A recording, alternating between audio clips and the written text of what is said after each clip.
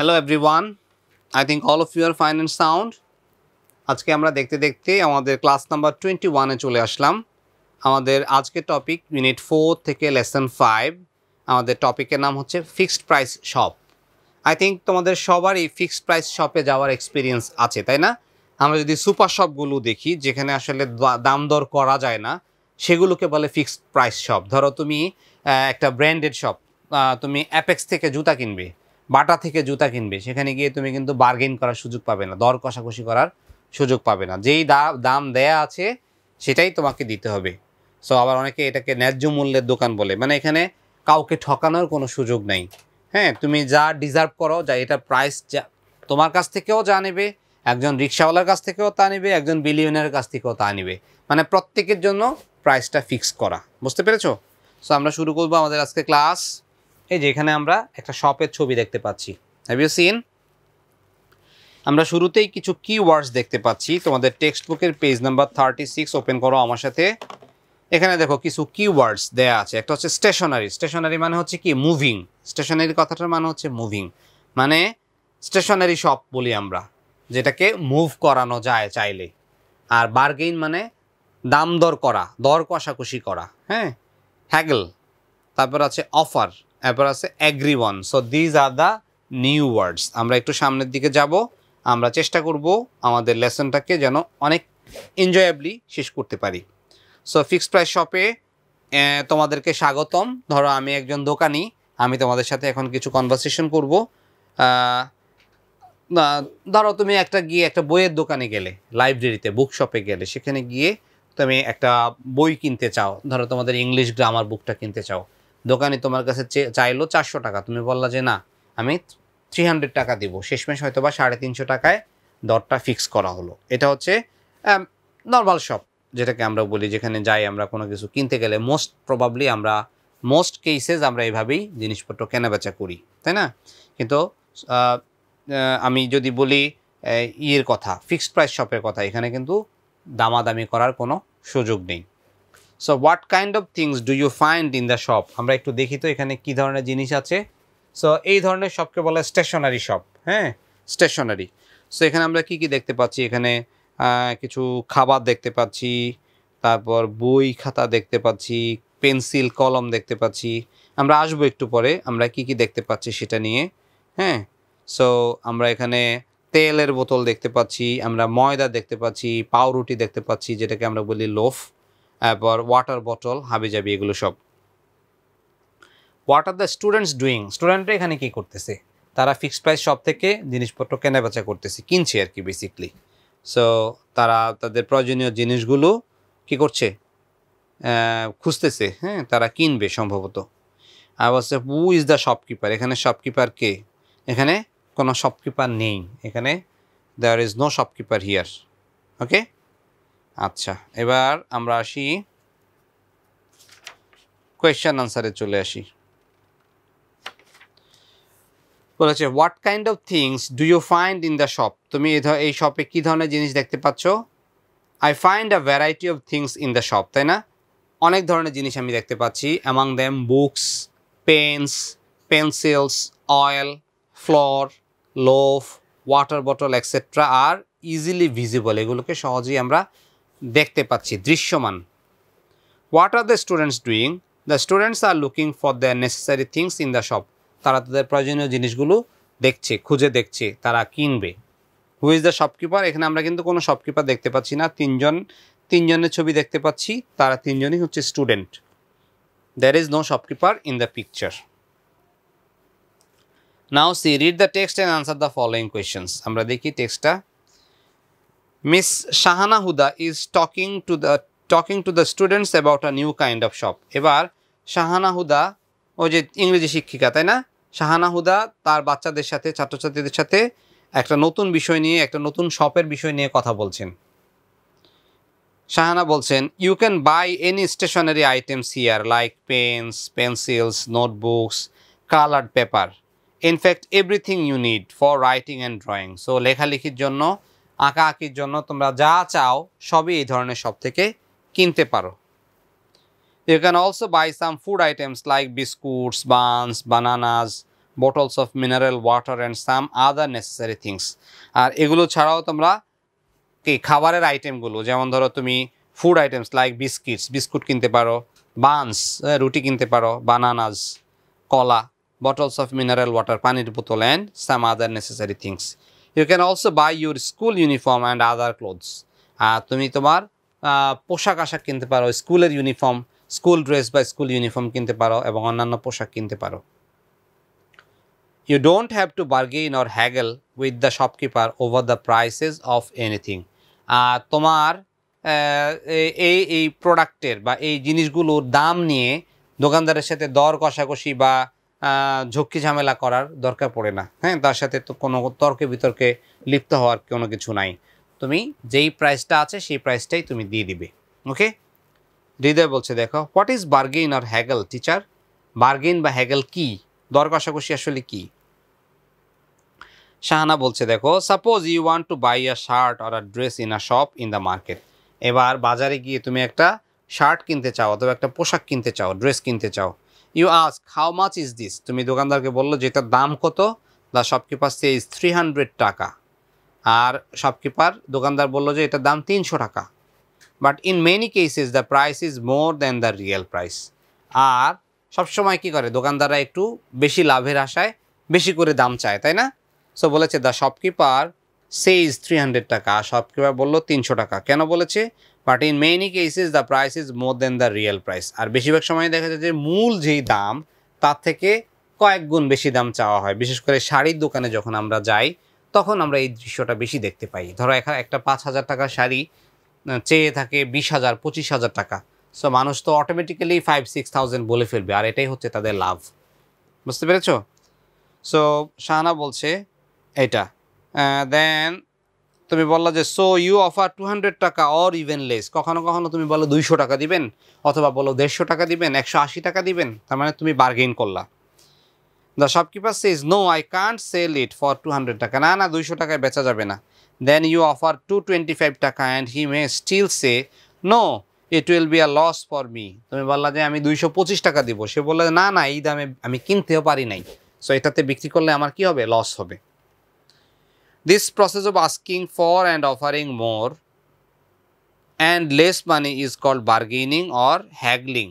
আর এই যে এই প্রসেসটা, একজন বেশি চাইলো আর একজন কম বললো, এরপর দুইজন কথা বলে একটা জায়গায় এনে ফিক্স করলো প্রাইসটা, এটাকেই বলে haggling or bargaining. It goes on until you both, that means buyer and seller, agree on a price. Say 250 টাকা in this case. This price is acceptable to both of you. So সেও কিছুটা লাভে বিক্রি করতেছে, আবার তোমারও মনে হলো আমি একটু কম দামে পেয়েছি। ফাইনালি তোমরা দুই পক্ষ মিলে 250 টাকাতে রাজি হলা। সো এটাকে বলে bargaining or haggling. Sajia says if there is no bargaining how are we going to buy things? যদি এখানে কোনো বার্গেনিং না থাকে তাহলে আমরা কিভাবে কিনবো জিনিসটা? শাহানা বলছেন you don't need to bargain, it will be a fixed price shop. তোমাদেরকে দর কষাকষি দামাদামি করার কোনো প্রয়োজন নাই, কারণ এখানকার দামটা আগে থেকেই নির্ধারণ করা, এটাকে বলে ফিক্সড প্রাইস শপ। সো এখানে দাম নিয়ে কোনো দর কষাকষি করার দরকার নেই, যা দাম হয় সেটাই ওখানে লেখা, ফিক্সড প্রাইস। সো আমরা শিখলাম এই যে নতুন আইডিয়াটা, ফিক্সড প্রাইস শপের একটা আইডিয়া আমরা শিখলাম। আর ফিক্সড প্রাইস শপে সব প্রোডাক্ট দেয়া থাকে, কিন্তু প্রত্যেকটা জিনিসের গায়ে দাম লেখা থাকে। হ্যাঁ, এটাকে আমরা যদি বলি বিজনেসের ভাষায় যদি বলি, এটাকে বলে কি যেন, মার্কআপ বলা হয়। মার্কআপ মানে হচ্ছে ধার্য মূল্য, যেটাকে লেখা হয়। মার্কআপ মানে লিখে রাখে, তাই না? প্রাইসটা মূলত লেখা থাকে এত টাকা, হ্যাঁ, জিনিসটার দাম এত টাকা, গায়ে লেখা থাকে, প্যাকেটের গায়ে বা বক্সের গায়ে লেখা থাকে। অথবা যদি আমরা শু কিনতে যাই, জুতা কিনতে যাই, জুতার মধ্যে একটা স্টিকার দেয়া থাকে, স্টিকারের মধ্যে লেখা থাকে। বুঝতে পেরেছো? So this is the idea of a কি বলে, ফিক্সড প্রাইস শপ। এবারে আমরা কিছু কোয়েশ্চেন আনসার আছে, ট্রাই করি। Question answers. ওকে, এটা হচ্ছে কোয়েশ্চেন আনসার, শুধু কোয়েশ্চেন না, question answers. Do you go shopping? Where is the shop? তুমি কি শপিং করতে যাও? তুমি কি জিনিসপত্র কেনা বেচা করতে যাও, কিনতে যাও? So do you go shopping, তোমরা যাও, তাই না? So where is the shop? Definitely আমরা যাই, আমরা তো বাসায় বসে বসে। এখন যদি অনলাইন শপিং চলে এসেছে, আমাদের জন্য অনেক ইজি হয়েছে, কিন্তু এখনো পর্যন্ত আমাদের দেশে অনলাইনে প্রোডাক্টের প্রাইস মানে রিয়েল প্রাইসের থেকে কিছুটা বেশি রাখা হয়, বুঝতে পেরেছো? সাথে আবার ডেলিভারি চার্জ অ্যাড করা হয়। This is because of saving time. তোমার হাতে হয়তো সময় নাই, তুমি মার্কেটে গিয়ে খুঁজে খুঁজে দেখবা, তার থেকে তুমি ঘরে বসে বা অফিসে বসে অনলাইনে দেখে অর্ডার করে দিতে পারো। তুমি তোমার অ্যাড্রেসটা দিয়ে দিলে তারা যখন তোমাকে প্রোডাক্ট ডেলিভারি দেয় তখন তুমি তাদেরকে পে করে দিবে। এই সিস্টেম, এটাকে বলে online shopping. So do you go shopping? Where is the shop? তুমি কি শপিংয়ে যাও? তুমি বললা ইয়েস আই গো শপিং, হ্যাঁ আমি শপিংয়ে যাই। হোয়ার is the shop? The shop is at the New market. এটা তোমার এলাকায় হতে পারে, হ্যাঁ। The shop is at your area, তোমার এরিয়াতে যেখানে the shop is at Jamalpur, তোমার জামালপুরে, অথবা গাইবান্ধা, হ্যাঁ, অথবা শেরপুর, তোমরা যেখানে থাকো, যার যেখানে বাড়ি। সো দ্য বাড়ির আশেপাশে জেলা শহরগুলো, উপজেলা শহরে। So the shop is at the New Market. আর এটা মোস্টলি রিমোট এরিয়াতে ফিক্সড প্রাইস শপ খুব একটা নাই, তাই না? আই গেস তোমাদের এরিয়াতে খুব একটা নাই। তোমরা যদি এখন একটু মফস্বলে বা ছোট শহরে বা ঢাকা শহরে তো অভাব নেই এগুলোর, বিভাগীয় শহরগুলোতে বেশি, জেলা শহরে আছে, উপজেলা শহরেও আছে। আবার অনেক সময় যদি কমিউনিকেশন ভালো হয় গ্রামাঞ্চলেও ফিক্সড প্রাইস শপ দেখা যায়। আজকাল তো সবই আছে, তাই না? টেলিফোন আছে, ইন্টারনেট আছে, তারপর ডিশ অ্যান্টেনা আছে, ডিশ কানেকশন আছে, তারপর তোমার ব্যাংক আছে, হ্যাঁ। সো ফাইন্যান্সিয়ালি ওইগুলো। What do you usually buy? তুমি নর্মালি কী কিনো? তুমি শপিংয়ে যাও, দোকানে যাও বা কিনতে যাও, গিয়ে কী কিনো? I usually buy books, pens, pencils, colour paper, fruits, biscuits etcetera. যা যেটা দরকার, এটা ভ্যারি করতে পারে তুমি যেগুলো কিনো।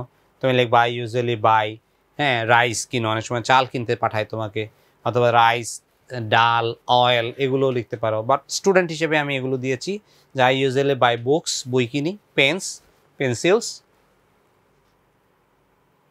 Colour paper. আমরা অনেক সময় কী করি, অনেক অর্নামেন্টাল অরিগামি করি, হ্যাঁ, আমরা আর্ট অ্যান্ড ক্রাফটের কাজ করি, তখন আমরা কালার পেপার ব্যবহার করতে পারি। Fruits, biscuits etcetera. সো এগুলো ফ্যামিলির জন্য বা নিজে খাওয়ার জন্য আমরা কিনতে পারি। Do you bargain? Why do you do that? তুমি কি দামাদামি করো? তুমি কি বার্গেন করো?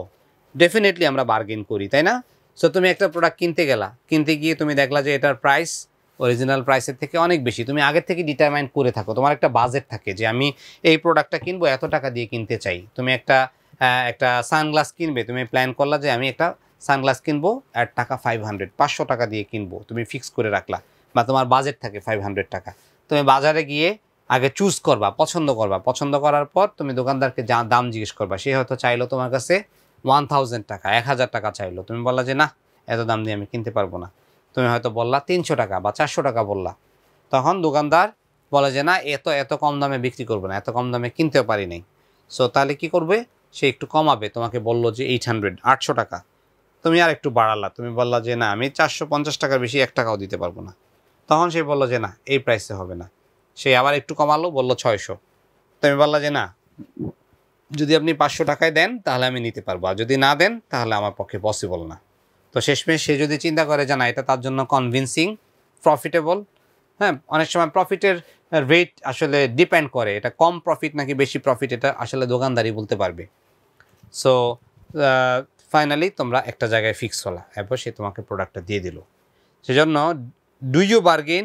ইয়েস আই বার্গেন, হ্যাঁ আমি বার্গেন করি, দামাদামি করি। Why do you do that? Because in many cases the price is more than the real price. So actual price, actual প্রাইসটা এখানে আমরা দ্য প্রাইসের জায়গায় লিখতে পারি the actual price. Actual price is more than the real price. হ্যাঁ, real আর actual যদিও সেম, কিন্তু মানে দামটা, হ্যাঁ, আস্কিং প্রাইস লিখতে পারি আমরা, যেটাকে আস্কিং প্রাইস লিখতে পারি, যেই দামটা চাওয়া হয়। আস্কিং আর actual price is more than the real price. যেই প্রাইসটা সে তোমার কাছে চায় এটা মূল দামের থেকে বেশি। Do you know about a fixed price shop? Where is it? What does it sell? So তুমি কি কোনো ফিক্সড প্রাইস শপ সম্পর্কে তোমার কোনো ধারণা আছে? তুমি কি জানো ফিক্সড প্রাইস শপটা কি, কোথায় বসে? সো বলেছে do you know about a fixed price shop? তুমি কি চিনো ফিক্সড প্রাইস শপ? চিনো। Where is it? আর এটার লোকেশনটা কোথায়? What does it sell? আর এই দোকানে কী বা বিক্রি হয়? তুমি বললা yes I know about many fixed price shops. তুমি শুধু একটা না অনেকগুলো সম্পর্কে জানো, তাই না? সো বললা যে yes I know about many fixed price shops, one of them is at elephant Road. আর এগুলোর মধ্যে একটা হচ্ছে এলিফ্যান্ট রোডে, তাই না? এলিফ্যান্ট রোড হচ্ছে কি ঢাকার প্রাণকেন্দ্রে, হ্যাঁ।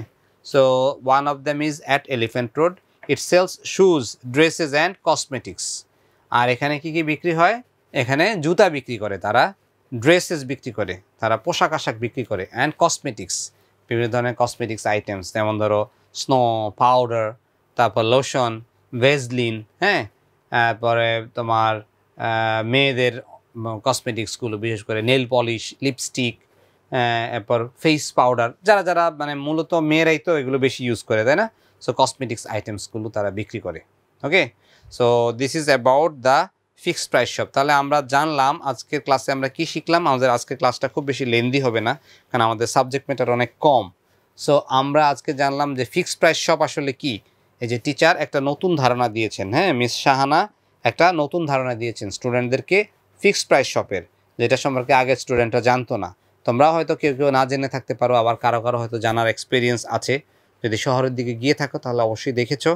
সো ফিক্সড প্রাইস শপে আসলে এখানে দর কষাকষি করার দরকার পড়ে না, এটা একটা ভালো দিক।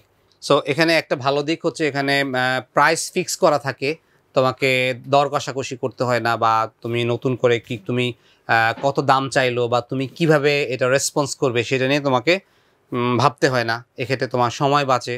আবার অনেক সময় আমরা কি হয় অনেক বেশি দামে কিনে ঠকে যাই, তাই না? আমরা প্রোডাক্টটা কিনে দেখি যে এটা ডিউরেবিলিটি ভালো না, বেশি দিন আমরা ব্যবহার করতে পারি না, সেক্ষেত্রে আমাদের জন্য এটা একটা great loss.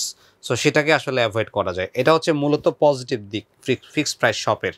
So I hope তোমরা আমাদের আজকে ক্লাসটা এনজয় করেছো, এবং আজকে ক্লাস থেকে আমরা যা যা শিখলাম সেটাকে তোমরা বাস্তব জীবনেও কাজে লাগাতে পারবে। আর আমরা আমাদের পরবর্তী ক্লাসে মোরালিটি শপ নিয়ে কথা বলবো। মোরালিটি শপটা একটা নতুন ধারণা, আমি তোমাদেরকে একটু বলে রাখি। সেখানে হচ্ছে প্রোডাক্ট দেয়া থাকে, ডিসপ্লে করা থাকে, এবং কোনো শপকিপার থাকে না। আর তুমি নিজে কতটা অনেস্ট সেটার আসলে একটা পরীক্ষা দেওয়ার মতো, হ্যাঁ। তুমি চাইলে কম টাকা দিতে পারো, আবার চাইলে বেশি টাকা দিতে পারো, এটা ডিপেন্ড করে। সো এটা একটা মানুষ কতটা অনেস্ট সেটা বোঝার জন্য আমাদের স্কুলেও আমরা একটা মোরালিটি শপ চালু করেছি। যদিও দেখা গেছে কিছু কিছু স্টুডেন্ট তারা যেটা করে, তারা হয়তো একটার প্রাইস দিয়ে 3টা জিনিস নিয়ে যায়। সো এটা একটা লস প্রজেক্টের মতোই আমরা ধরে নিয়েছি। সো আমরা ইনিশিয়ালি 10,000 টাকা দিয়ে শুরু করেছিলাম, পরে দেখলাম যে আস্তে আস্তে আমাদের ফান্ডটা কমতে কমতে 4,000 টাকা চলে এসেছে।